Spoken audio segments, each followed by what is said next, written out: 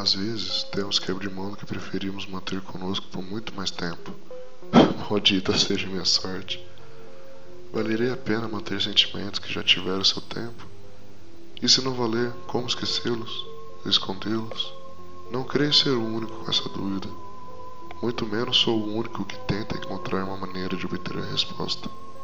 Até as mais tolas crianças o fazem com as suas paixões platônicas desastrosas.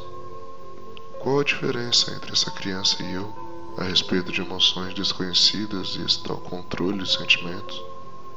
O que poderia estar errado nessa teoria? Tudo parece tão correto. Se ela pudesse ver quanta falta faz.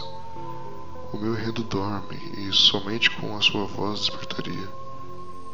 Os minutos tornam-se horas, a derrota assovia uma canção. Algumas coisas não crescem junto de seus cabelos, afinal. Haveria realmente uma maneira certa de desenvolver essas habilidades? Através do sofrimento é uma opção, mesmo não sendo uma das melhores. Eu acho que é a única possível no momento. Ao menos, a única que funciona bem. Eu não devo fugir da solidão. Serão suas manchas que farão minha dor passar.